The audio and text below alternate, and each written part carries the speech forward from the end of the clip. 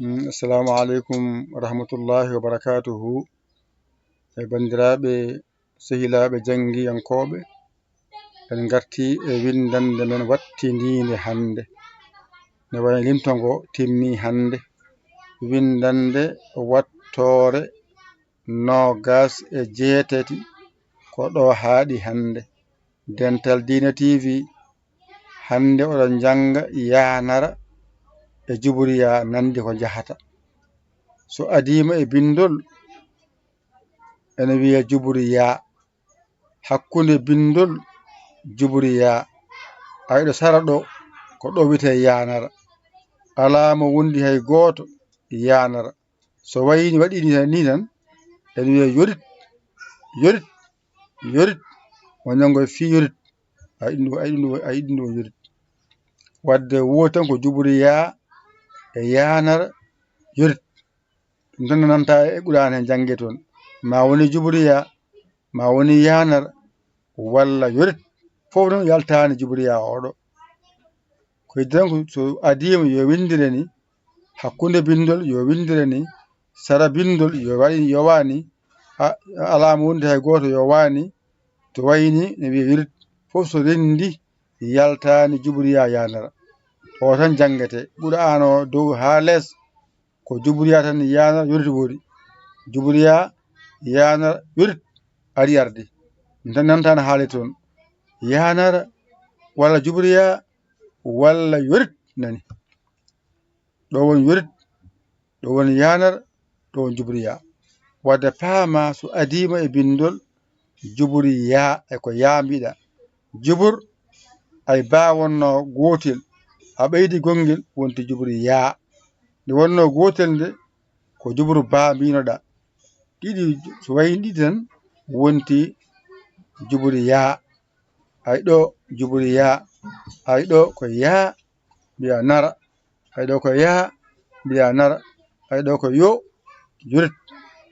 Wadde en paami so adima e bindol wiyete ko Jubriya, hakkunde bindol Jubriya, sara bindol yanara, alama wondi hay goto yanara.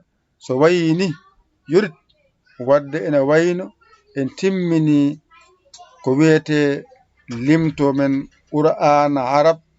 On kollama gotal gotal, so adima no windorto, hakkunde bindol no windorto, sara bindol no windorto, alama wondi hay goto windorto.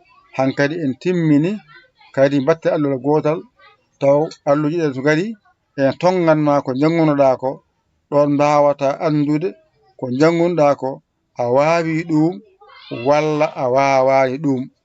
Hankadi en gayni ɗo so ɗiggi ɗeɗo alluje 28 gasi, a wawiɗa famiɗe Qur'an o dow ha less.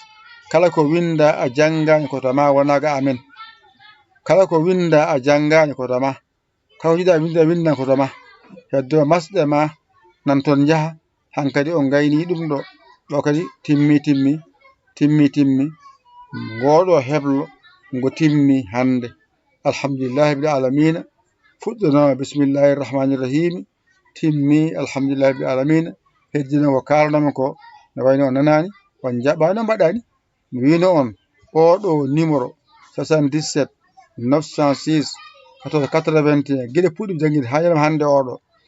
Orange mon on kalnama, Wave on kalnama, kono mi yiyani hay mbuɗu mon ari ga am ga.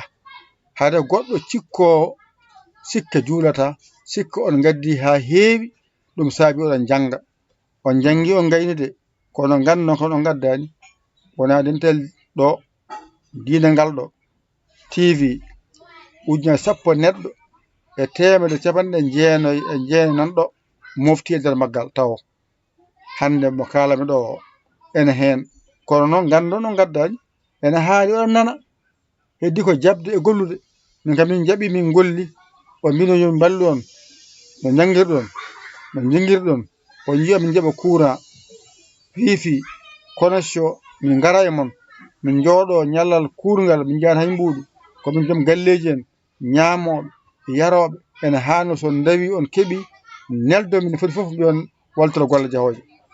Alhamdulillah min mbaɗi ko waɗɗi min ko, min totti on heddi ko onon jangon mbawon nafa on son mbaɗi alhamdulillah on mbaɗani alhamdulillah Allah ko moƴƴo Allah ko moƴƴo o ko musidɗo mon guila mo tooɓi Allah Yaya l'école Sénégal alhamdulillahi rabbil alamina alhamdulillahi rabbil alamina kadi alhamdulillahi rabbil alamina heɓlo ngoɗo timmi hande